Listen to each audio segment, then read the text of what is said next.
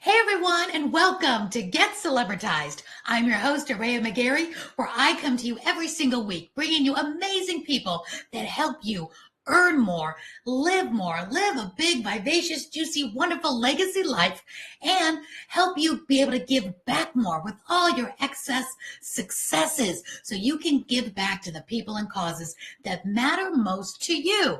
So today I'm really excited to bring on a new friend of mine, someone who's paving a way in the marketing industry. This guy, Jonathan Palmar, if you've never heard of him, you're going to hear about him today and you're never going to forget him. Trust me. He is a marketing therapist to billionaire companies and entrepreneurs. He's the CEO founder of Son of Manoa Marketing. Now, you wonder what that is? Well, let's find out. Come on up, Jonathan. Let me bring him up here. Doo-doo-doo. Oh, Ray, how you doing? I am such a fan of your story, your work, and I am so excited to have a conversation with you today. I've been looking forward to this. I'm even more excited, Jonathan. You know, you did a wonderful LinkedIn marathon. You've done 2 marathons now, and you are just a master on the microphone. You can keep a conversation going for like 20 hours, and that's a gift. You're so amazing. So it's not a surprise you do marketing. So for those, let's start right out. I know you, but the people watching have no idea who you are probably. Introduce yourself and tell us what you do. Well, just to kind of piggyback off of what you said, when you finally find your purpose, when you discover the work that you're supposed to be doing, it doesn't even feel like work. And that 25-hour live stream, and I've done a few of them actually, it's a reflection of, when you do the work that is in alignment with who you're supposed to be, doesn't even feel like work. I'm not going to go as far as saying as it was easy, but just imagine a life when you're living your purpose, you can stretch yourself like that and it doesn't weigh on you heavily. So I started my career, going a little bit further back. As a kid, I was bullied a lot. I remember the kids in the classroom didn't even know that I spoke English because they'd never heard my voice. So imagine the growth to now doing 26-hour live streams. There's always a story in our childhood. From there, I dreamed of becoming a professional wrestler. And after 2 months of training, I was on television at 18 years old. From there, I had a little bit of a challenge with the wrestling. I got 2 left feet, but I knew that I loved performing. Unfortunately, I got into forensic accounting, but the blessing in that is it taught me the business side. It taught me the analytical side so that when I pivoted over to marketing, not only could I tap into the performance side of professional wrestling, but I also understood business. And now I married those 2 things into marketing. Now I have a marketing agency where I've worked with the likes of Grant and Elena Cardone, Lewis Howes, Dan Locke, the list goes on. But I do believe that living a life when you're in alignment with your purpose, you attract these kinds of people. And it's not to say that your career becomes easy, but it's a lot easier when you love what you do. It really makes a difference. Now, we're going to have to backtrack just a little bit because I like to dive into some little nuts and bolts. A lot of people just kind of gloss over. So you went from never speaking to now look at you, to being bullied, to wrestling, to forensic something. And now, so let's connect those dots. What is forensic accounting? How the heck did you go from being in wrestling and as personable as you are to forensic accounting? 2 different sides of the brain. Oh, yeah. So funny story. I mean, there are always funny stories. Life is so serendipitous, right? So when my wrestling career ended after about 6 years of doing so, I needed to find something to do to pay the bills. Now I'm in my mid-20s. My mom and dad had a forensic accounting agency. And for those that may be unfamiliar, forensic accounting is auditing. It's essentially working backwards quarter by quarter, ensuring that everybody's invoices are in line. I can't say it was the career of my highest excitement, but I feel like it was an opportunity for me to become a student of the game. Student of the game when it came to business, being in the corporate world. It also made me identify, wow, this is not in alignment with who I am and what I really want to do. And I think we all need to experience that. We all need to first discover all the things we don't like doing to know what we really want to do with our lives. So around 2019, late 2019, my dad, who's had a forensic accounting agency for 20 years, said, you know what, maybe we should do some marketing. So considering that I was finishing up my marketing degree, He said, "Hey, John, why don't you give a stab at it?" And as soon as I started diving into the creativity, I was like, wow, I love doing this. I bumped into a young woman named Shay Rowbottom. She was a big influencer on LinkedIn. She was an early adopter and she was making videos. And I thought, oh, wow, how cool. So I manifested a reality where I ended up meeting her once, becoming a student, being the most dedicated student she ever had. And she said one day, "Hey, John, come work for me. Join the circus." So I went from making six figures to $20 an hour working for her. We end up scaling that business to multi-millions, at which point now we're bumping heads with the Grants and the Lewis Howes and what have you. And then we started dating. And then when we started dating, things got a little bit challenging because we both had different visions of where we wanted to go, which led me to creating my own business. But let me tell you, the darkness that I experienced, letting go of the security of being an employee and becoming that entrepreneur this past year, because I've only been in business for about 8 months and we've scaled to over six figures. Yeah. I thought you've been in like your own business for like years. Oh my gosh, you're just a baby in the business. You're doing amazing. Keep talking. They want to know how you did it because you just said something really important. That transition from leaving the secure job, even though it's $20 an hour, it's it's coming. You know what to budget because you were doing forensic, accounting. You know that budget is important.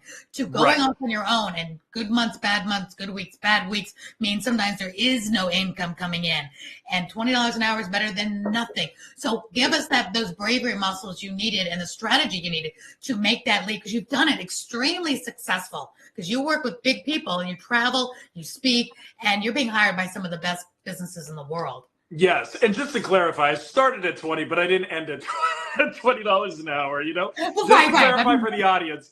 What I call my method to success is beautiful delusion. That is what I would call it. Beautiful delusion.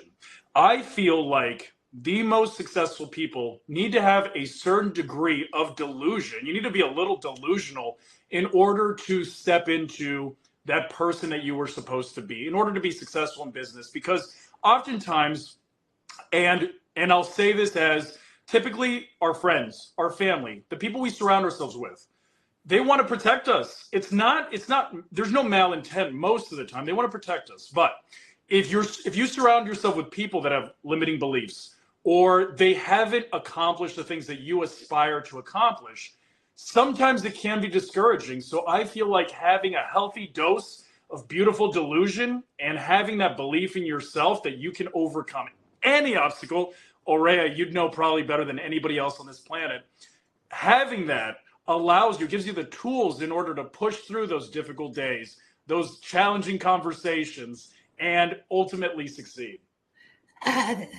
You are absolutely preaching the truth for sure. When you have to be a little delusional. All right. So I work with a lot of clients, a lot of women, especially that, all right, we got delusional in the bag. We know we got these big dreams. We're delusional. We can do this. We learn, forget the naysayers, have those balcony friends, stay away from the naysayers. Now, where I see the disconnect is those strategies and tools now to scale to profitability. Because now you've got to buckle up and say, there is systems to being a profitable success in business. Because everybody starts out with big ideas and wishes and hopes, and they do have a solution to a major problem, or they wouldn't be doing it. So help us connect those dots from the delusion to actual profitability. Absolutely. So there are a lot of tactics that go into it. It's not just airy-fairy manifesting and your reality comes true. There's a lot of work that goes behind it. And one thing that, I feel like it's almost like the two activities are in direct opposition with one another. Marketing inherently tries to preach the way that you can get to your dream outcome faster, quicker, more painless, and marketing always preaches that message. But if I have to pull the curtain and take people behind the scenes, to me, what makes people successful is doing the basic things perfectly first. So it took me, although I just opened my business 8 months ago, I have been stacking skills for years that created basically, I forget what it is that Abraham Lincoln said, but essentially, if he was given 12 hours to chop down a tree, he'd spend 8 of them sharpening his axe. right? Yes, I've heard that. I love that. And I feel like that is the magic behind it. I sharpened my skills. So I stacked a bunch of skills. And my belief is that is what builds your confidence. When you stack a bunch of skills, then you become undeniable. That builds your confidence to have the belief that you can actually overcome those obstacles. Without stacking the skills, you're more or less lost, you know? So that's what I did. When I was working in the other marketing agency, I learned how to sell. I learned how to market. I became a student of the game so that when it came time to open my doors, I wasn't expecting to get business immediately, but it's a byproduct of all of the effort that I put in. For example, what initially made me go viral on LinkedIn was I knew that I had to create my own lane. I had to be the best at something. Find one skill that you can be the best in the world at, a skill that you could be known for that nobody else has. And for me, I looked at the videos. I didn't think that I was the most handsome person on LinkedIn. I didn't think that I was the most entertaining, but I spent more time than anybody else editing the video. I would spend 40 plus hours editing a 2-minute video. And I knew because it wasn't about going wide, it was about going deep. And I knew that if I could edit a video better than anybody else, that was the one thing that would separate me from all of my competition. And that is how I grew in popularity. So smart, so smart. And what is your popularity? I put up your LinkedIn right now. Well, Jonathan Palmer, find him on LinkedIn. What is your popularity now? Now, what is your strength on LinkedIn? Is it the amount of followers or the amount of engagement? Because we know that could be a little smoke and mirrors, and other people say, I've got so many followers, but you have so many great engaged followers. That is what it is. That's the key. So at one time I had over 200,000 followers on LinkedIn. And then I went quiet for about 2 years because I went back to sharpening my axe. Learning the skills. Smart. Cumulatively over social media, I have over 100,000 followers, but it's not about that. Every video that I would post would generate between 150,000 and 250,000 views. So of the audience that I do have, everybody was hooked, everybody was watching, everybody was engaging. And for those that might not be as familiar with social media, that is actually the magic, is building a tribe of loyal followers that will watch everything that you create. It's one thing to have an audience and another to have a following. When you're trying to sell something, you don't want an audience that just happens to watch your content. You want a following. You want a tribe of dedicated individuals that can be your cheerleader for your next business opportunity. I like to call them your fanatical audience. You get these fanatical fans. That's what happens in podcasting. So I'm going to ask you a marketing question in a second, because that's what happened to me 3 years ago when I went to TV podcasting and jumped in the podcasting world because it's trending. But I didn't do it the normal way. I turned on the cameras. I've always been a TV podcast because I know I love the camera and I love seeing you and seeing people interacting. And you're great at it. You are excellent at it. I love this, but I can't imagine just sitting here and talking to you on the phone and having just the audio. This is how I thrive. This is my wheelhouse. So I love that. And then, of course, we can pull out the audio, make it on the podcast airways. But with that, I know how important it is in my marketing plan that I jumped in the podcasting world, part of my marketing strategy. Like, you do editing better than anybody. That's your piece. Mine is the video and doing this. So tell me, in the marketing world, things change so fast. One thing that's kind of steady is podcasting is really popular. Videos, Instagram Reels, YouTube Shorts, TikToks. And I'm going to say my generation, 40 and up. I'm up from there. But let's just say those of us who weren't brought up with computers and social media. I mean, this was a new thing for us these past, 10, 20 years. So what is the best marketing strategy you can give to the business owners that they're getting a little overwhelmed? Okay, you're saying marketing. There's LinkedIn, there's Instagram, there's podcasting, there's YouTube. How do you decipher? Do you go with what you know you need to do and get good at it? Or do you do where you're comfortable and dive deep into that? Or do you hire people to go into the places that must be done now? Because in this day and age, if you're not here or doing this, you're not going to be successful. What say you? Such a great question. We could go so many different directions with the question, but I would say that it is imperative that you get a coach, you get somebody that understands social media. You need a teacher, because essentially, imagine for a moment that you decide to go into the Amazon rainforest and you need to find a very specific location, but you don't have a map. Now, on social media, they preach, like Gary Vaynerchuk, he'll preach, just post a lot of content, 10, 15, 20 pieces of content a day. But my belief is that's like going in the Amazon rainforest, looking for a specific location without a map. And plus, who has time for that? If you're working Nobody has time for that. You're marketing, but then you have no business to sell them. Right. So it's like going in a bunch of different directions and not knowing if you're actually making any progress. So number one, I would say, and there's so many resources online, it's not that hard to find. My favorite places, I'm giving you guys all the secrets that I give to my clients. My favorite places to search are Reddit, Quora, which is a great resource, and YouTube recommendations. So if you type in a keyword like digital marketing into YouTube, it will give you the cheat code. It'll give you recommendations on where you should start. Reddit, type in a word on Google. Maybe it could be pharmacist marketing, and then type Reddit at the end. And then you have a community of people that are engaging, because Google at this point is just a whirlwind of SEO. It's an SEO game. You're not going to get the quality advice that you want.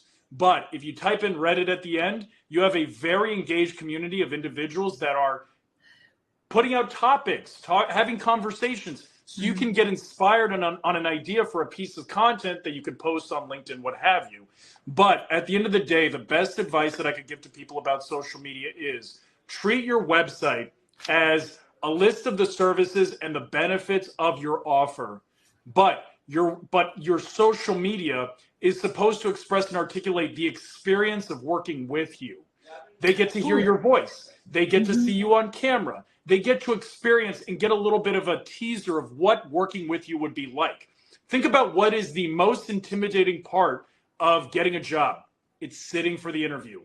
What is that individual going to be like? What is HR going to be like? What is the boss going to be like? There is so much fear and resistance that goes into that. Now imagine doing business with somebody else. If you can, because the coolest thing for me is when I'll be walking down the street or I'll go into a restaurant and somebody will approach me because they recognize me from one of the media places that I'm from. And they will say, oh my God, I know so much about you. I know about this about you and that about you. And it creates this level of comfort so that when the time comes to do business, they already know so much about me that when it comes to like closing the deal, I'm just collecting the credit card because they got the full experience because of everything that I put out on social.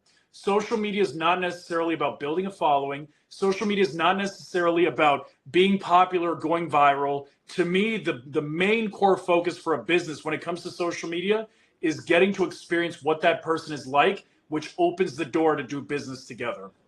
I've always said that they need to experience you. That's why I've loved things like Clubhouse and the Owl app and places where, if you're going live doing videos, don't just keep posting text, posting memes and long things on LinkedIn that are articles and blogs. Now, there's people that will read those, but they're not experiencing your mannerism, your enthusiasm, your passion.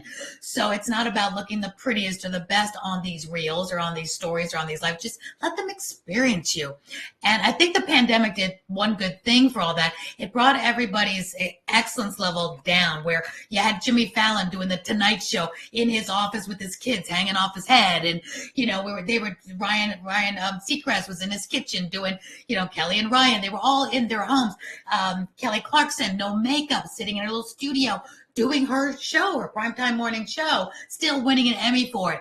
And we realized it's not about the hair and the makeup and the lights and the camera and the studio. It's about the person, the entertainment value, the content.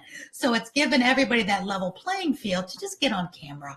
It's not all about being picture perfect anymore, although there are trends for that on Instagram, but that's not what we're doing. We're building a business and a fanatical fan base, not about how, unless you're in the beauty industry.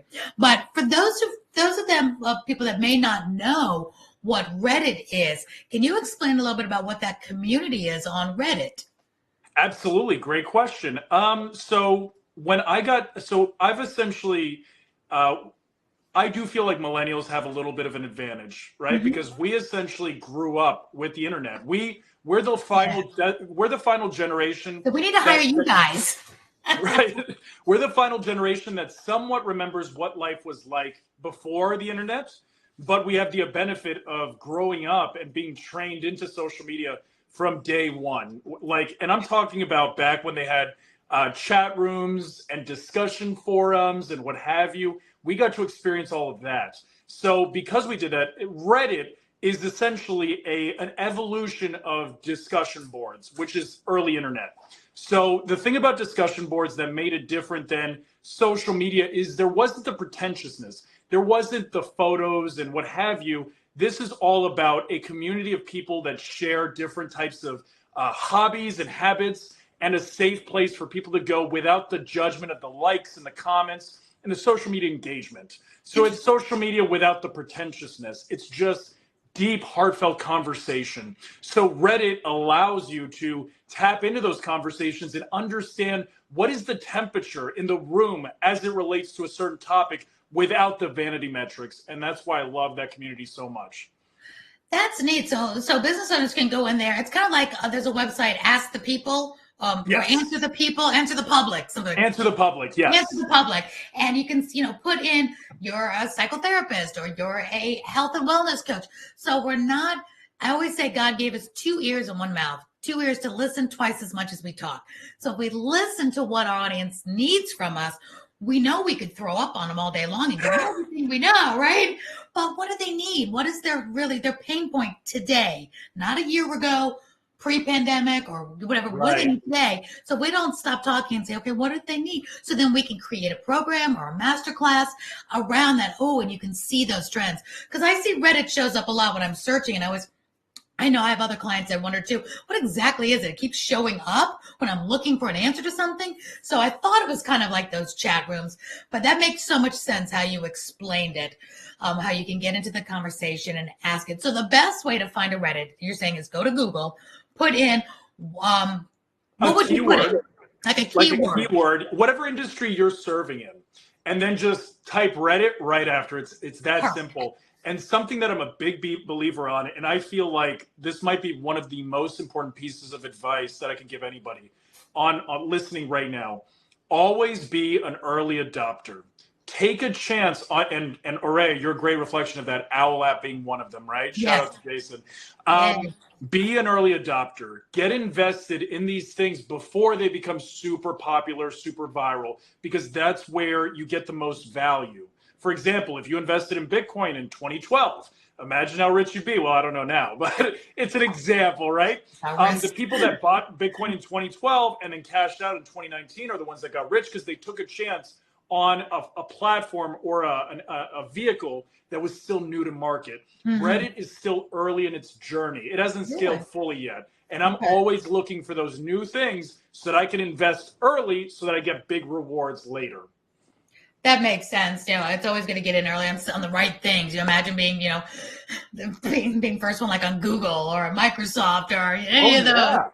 Even on Facebook and YouTube. Yeah, my story, I got on LinkedIn in December of 2019. What happened in March of 2020?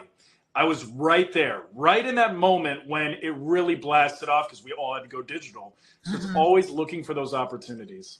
That happened to me with Clubhouse. The pandemic hit and I got right in. I mean, I went up to 12,000. I'd never had 12,000 followers, and on any of my social media. And it was like, but I worked the heck out of it. I was on there every day because we all were. And I've met the coolest people. And I know you and Al and Jason because of the connections I made on Clubhouse where I'm still on. Look at that. And it was brand new. And so we're considered the OGs now. And it's a wonderful community, probably like the Reddit community, but it's audio. So I'm with you. Jump in early on things that resonate with you. If you like audio, then get in there. If you like LinkedIn, whatever it is. And I don't think it's ever too late to jump on. What do you think? Like people might be saying now, there's like 40 billion videos an hour going out on YouTube. Is it too late? You're in the marketing. Give us a little bit of your temperature of what's happening with the tried and true things, LinkedIn, Facebook, Instagram, YouTube. Is it too late, or can somebody really make their mark in those marketing industries? Aurea, I have to honor you. You ask the best questions. You just like cut through the fat, cut through the fluff, and go straight for highest value. So I want to honor you in that way, first and foremost. Yes. Now, with that question in mind, Um, there's a Chinese proverb, and I believe it says something along the lines of the best time to plant a tree was 20 years ago, but the next best time is right now, right? Mhm. So I think that we can all agree, social media has evolved. Now, do I think that the opportunity is the same as the pandemic? Probably not. I don't want to sit here and lie to anybody, but I still believe that there is so much opportunity, especially on a platform like LinkedIn. Why? We currently have 925 million users on LinkedIn. 925 million users. Do you know how many posts are being published a day? Probably not that many. 3 million. Wow. 3 million. So that means A little bit. 99.7% of the platform is consuming what 0.035 is creating. Those numbers are insane. So the fact that I can take a client and within the first month, they generate, I actually have a client, Wendy. Within 1 week, she's generated over 100,000 views on her content. And she has an event going off on November 11th. And as a byproduct, it is selling out.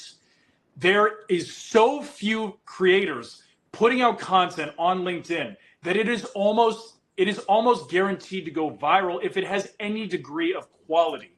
So LinkedIn has a content deficiency problem. Wow. So you can be the individual to stand out in your industry, especially if you don't have a lot of competitors on the platform. You can stand out like that. It is insane. That is good to know, because I know so many people are like viral on TikTok and viral on Instagram and all this. And again, my generation, I'm just going to say, 40, 45 and up, are thinking, oh my gosh, is my audience even there? Is it worth the time? And we've seen some success stories, we've seen some businesses really do well with TikTok, whatever. But I think people have thought that LinkedIn was much more article driven. So can you give us a couple of tips of what LinkedIn is now? Because I know it's changed. Like, I do a LinkedIn room now every Wednesday morning at 10 a.m. with two of my friends that one of them does PR and press. I do podcasting and TV. And my other friend does scaling your business. She's like, used to run restaurants, $1 million restaurants. So we bring our forces together, and we've just been doing the audio rooms weekend to get some, traction. But what is like a tip without giving away all your secret sauces? But I'm here to give them all away. I'm here to give them all away. Yeah, give them all away. And I want it, and because I'm going to say this because I think that that's one of the biggest misconceptions that people have. They have such a resistance about giving it all away. Now, it depends on what industry you're in. But I find that even because I've spent years giving away every secret on I've probably done hundreds of podcasts all over the place. And I have given away every major secret that I have. Wow. Because here is the reality. Even if you give everyone all of the secrets, 99% of people still won't take action. They still won't do anything with the information. You're right. So I have no fear about giving it all away. Also, I believe in a God, and I know that I'm going to be divinely protected as long as my heart's in the right place. And goes around. Finally, another thing to mention is when it comes to a great coach, coaching is not about information. It's about customization and implementation. Yes, it is. And implementation is huge. We all need somebody to help us cross over the finish line. Exactly. You can know how to do the race, but you have a coach daily helping you get in shape to help you get across that finish line. You're never going to get over it. So exactly. I'm with you. 99% of the people fail because they don't take action, or they don't know how, or they get to an obstacle and like, now what do I do? Because you can give us all the books you want. Oh, we'd all be brilliant bazillionaires if it was information, because we have access to every book in the world. We have access to Tony Robbins, everything he's ever done or read. But why doesn't we just take it and run with it? Because you need that person to help you, assimilate it and take action on it. Right. If we go back to the Amazon rainforest example, I can give you the map, but wouldn't it be nice to have a tour guide? Yes. That is literally taking you along the journey. They're taking control of it, right? And kill the snakes along the path. Yes. And also the customization method, because let's say that I were to develop a course or I write a book about social media. People will still have the hesitation because they're going to wonder, well, I'm a special snowflake. How does this relate to me? How can I implement this for my specific challenges? So the fact that I could jump in and go into the trenches with that individual and guide them on how I would approach it closes the sale. And there was one more thing that you said that stood out, and I didn't want to forget it. A lot of people say, is it worth my time? That is a big one. That is a big one. And let's just address this and get it out of the way. When somebody approaches me, whether I'm on a sales call, a strategy session, what have you, and they say, well, I don't really have time for this. The first thing that I ask them to do is, hey, do you mind if you just open up your calendar for a moment? Now, the people that don't want to open up their calendar already know the answer, but the people that do, I'm like, wait a second. You have a gap here, you have a gap there, and then you have all of those hours. And then on top of that, you have 140 days out of the year that you're not in the office. They're called weekends.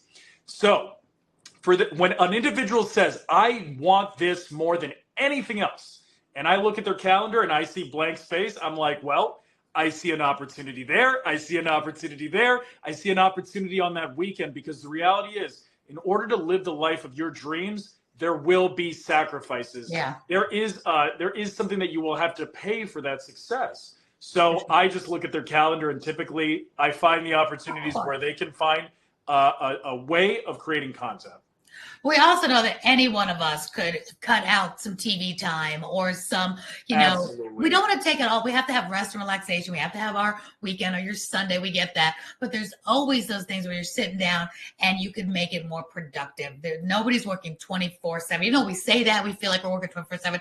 There's always those times where, you still have some more energy, but because you're not strategized, you don't want to bend up, you sit down and you watch TV for an hour, when you could have, if you had a goal, take that hour and do your social media, do something else. Or even 15, 20 minutes. Because Sure. if you're filming a 1 minute or 2 minute video, which is kind of what I consider the ideal.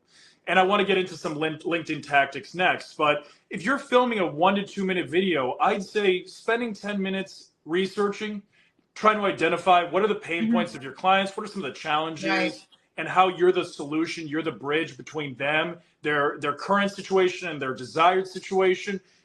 10 minutes of research, 5 minutes recording, 1 minute throwing some captions on it, you're good to go. That's all you need.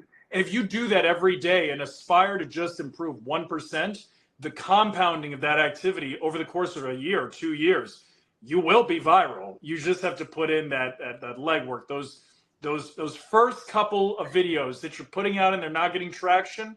You will start to identify what that audience wants and what they don't want. And we then were you just talking about compounding last week. It's so funny you said that. It's that little bit every single day that it's like, would you rather $1 million or a penny that doubles every day for 30 days? Oh, give me the penny. Right. Give me the penny. By like the 14th day, it's doubling millions and millions. It's ridiculous how that works. You have to double it every day. Do the math. I'm not doing it right now.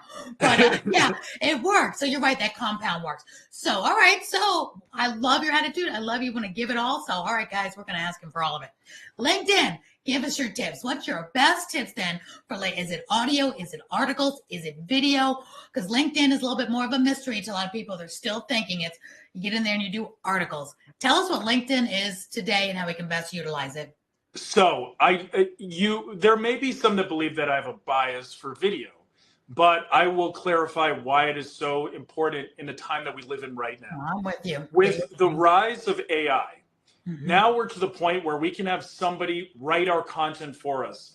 Social media, it depends on who you are, but most individuals at this point understand and know the concept of a ghostwriter and the concept of having media teams that create content on the behalf of others. Yeah. So if you really want to build trust with your audience, and if you really consider how much of communication is nonverbal, then you understand the value of creating video content.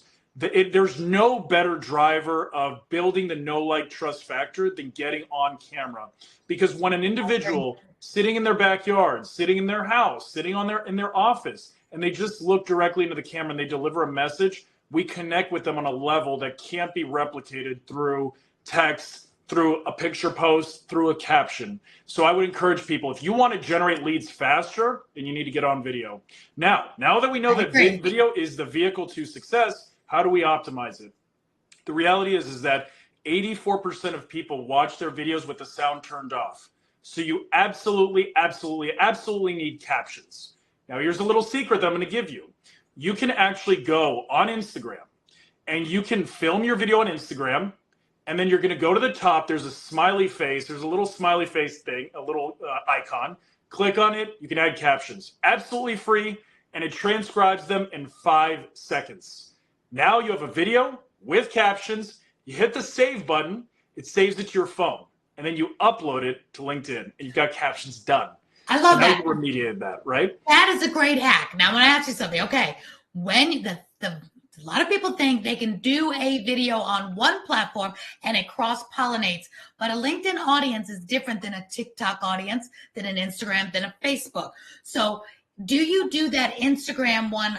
You don't even have to post on Instagram. You can just do it and get it downloaded. And it's not your Instagram post. That's the key. But it's also vertical now. So is that okay to post a vertical on LinkedIn? Yes. So that is a fantastic question. Not surprised. That is a good question. 55% of LinkedIn is still consumed through desktop. So desktop still reigns supreme. Now, with that in mind, you still have the 45% of your audience that is consuming the content on mobile devices.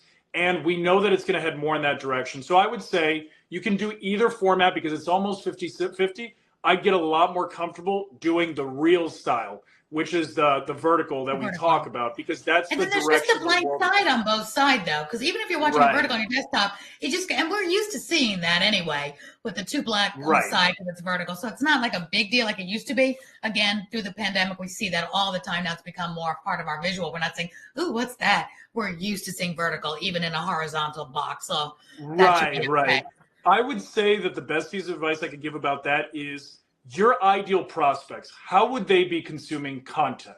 If you are, like, for example, if you are in the travel industry and you have, like, let's say that you have, cruises and you're promoting it, and you're posting content on the weekend because that's when somebody might make that kind of purchasing decision, right? Then you might want it to be on a mobile device, because it's kind of a dream concept, right? But if you're an accountant or maybe a lawyer, then maybe it'd be better to do a desktop version, which is the horizontal. So think about your dream client. How would they be consuming content? What would be the best for them? Would they be on a desktop at 9 o'clock in the morning with their laptop open watching your content? Or are they going to be looking on their phone to consume it? So their behaviors is very important to deciding which one you go with. That's great point. Yeah. Great point. Another hack that I want to give you guys is 2 things. Number 1 is hashtags. Everybody wonders about what kinds of hashtags I should use. Hashtags. This is going to blow everybody's mind. Okay, blow our minds. Hashtags are completely broken on LinkedIn. Don't even waste your time. Hashtags are broken because unlike other platforms, on LinkedIn, you have a live feed, but you don't have a discovery page. So you only have the content that your followers show.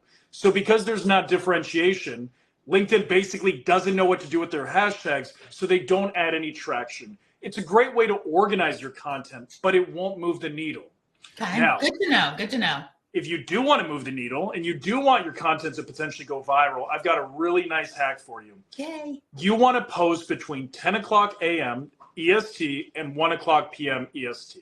Those are the golden hours on LinkedIn. And within that time, you don't want to post at exactly 10 a.m. You want to post at like 10:13, 10:15, because everybody's automated software sets their content to go off at the top of the hour. And we're all competing for that very top spot on LinkedIn, that very top spot. So when you post at like 10:13, you have a higher probability of your content standing out because everybody else is posting 10, 10:30, 11.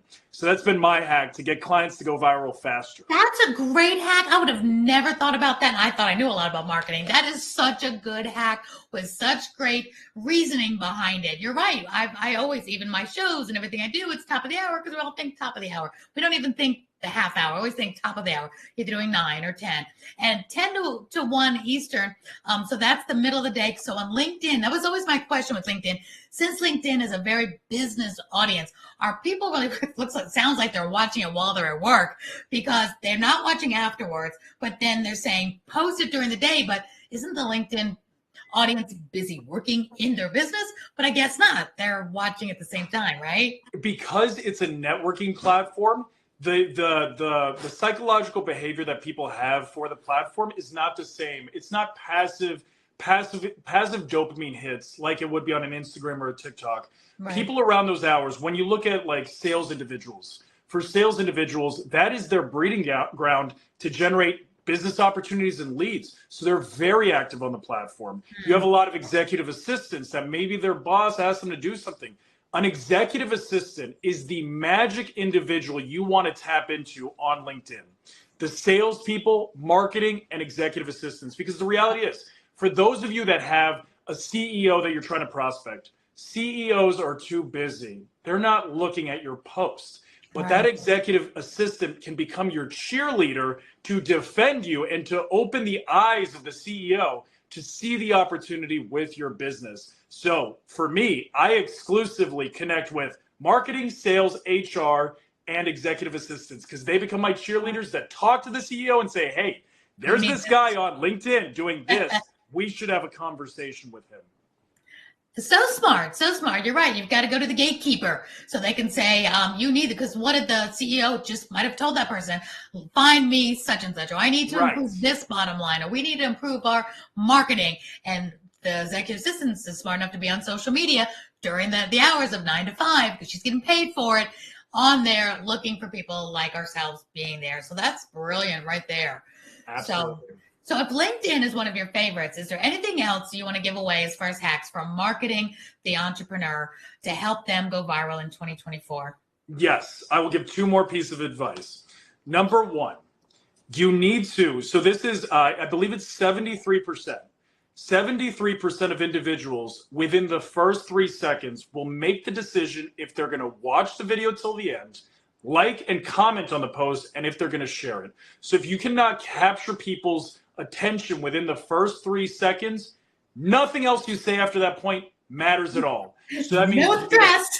Right. You need, and what I call it is you need a powerful, unusual, interesting opening line. You need something that captures people's curiosity. It could be a funny hat. It could be something that just doesn't look of this world, something unusual to capture people's attention. That's the key. And I'll give an example really quickly. I had a client, his post got 8 million views. And he's like, John, how did my post get 8 million views? And I said, how did it not? It was a miniature horse the size of a dog that was in a lake that had a round flotation device around its torso playing with kids. That is so unusual. It is impossible for it to not go viral. Sure. And that is how he was able to do it. Think the unusual. How does that translate to business, though? Because I know I had a video about 2 years ago that got 500,000 views within like the first 3 days.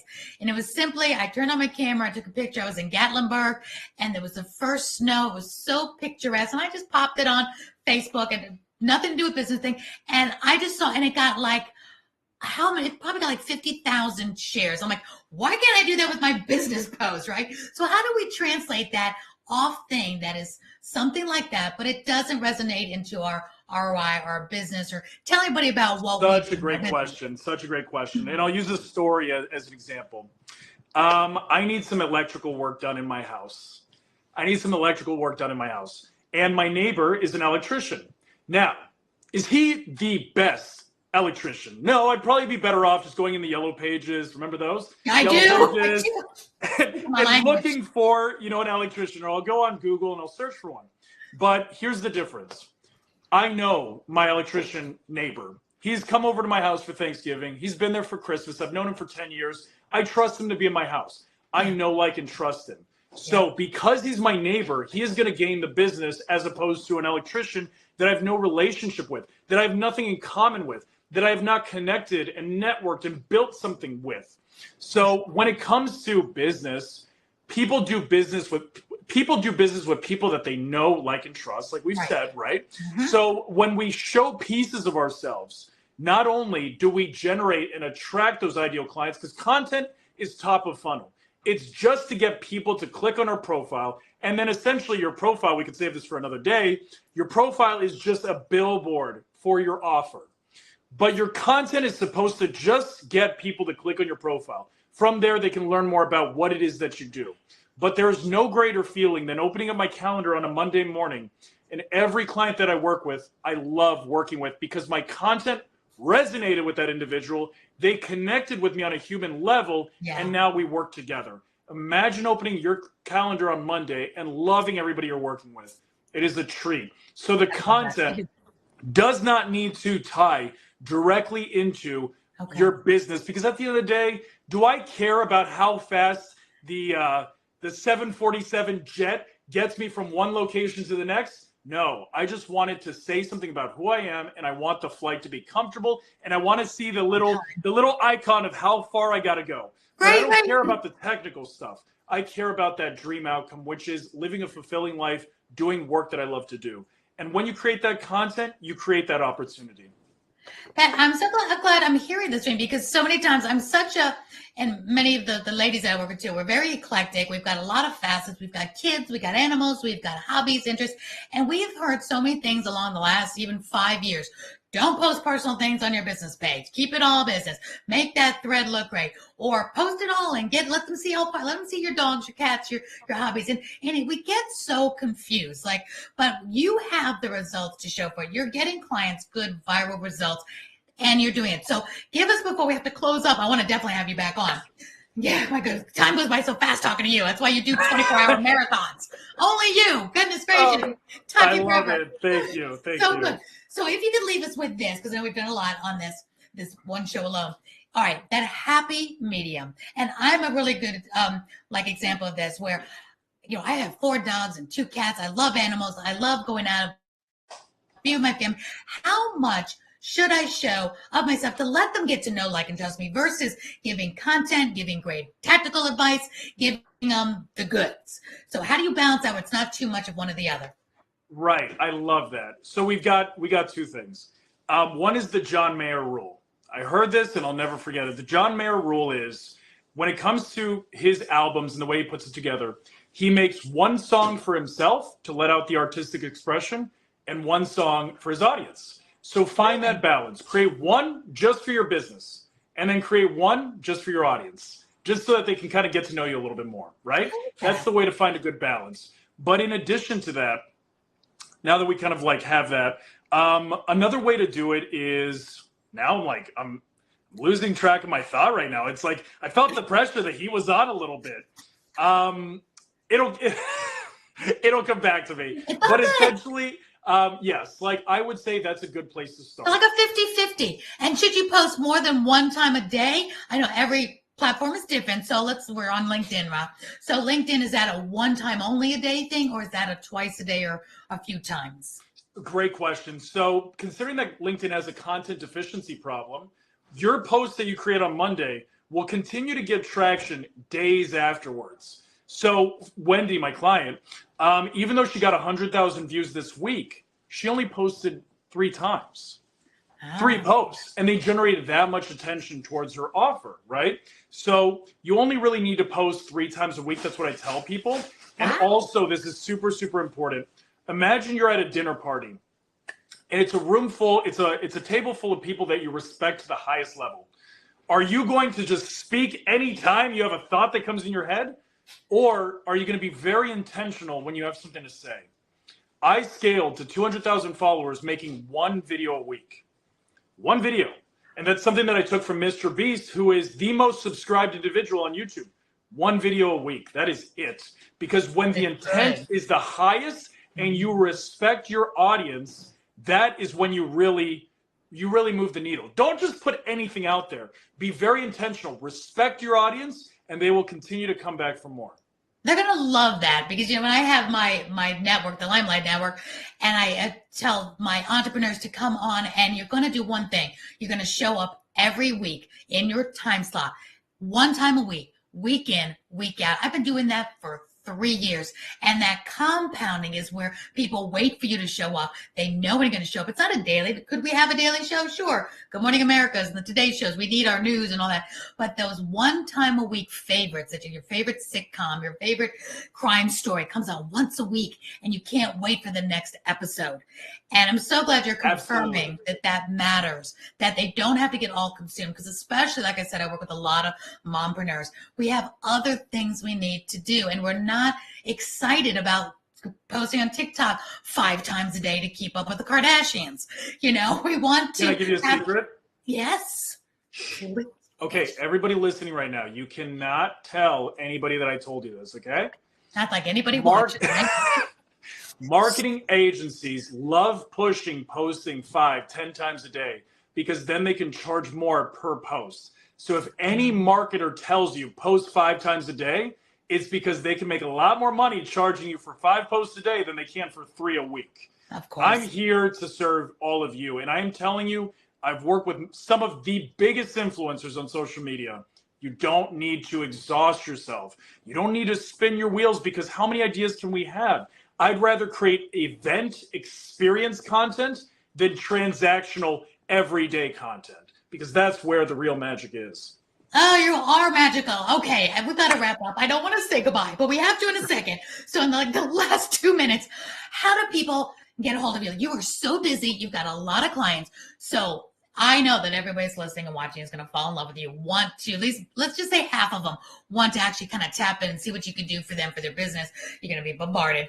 How best should they get a hold of you? Do you have any free content or some virtual content they can consume so everybody doesn't call you at once? And then do you have events or programs coming up? You know, I'm going to be sharing this video all over the place. Just saying.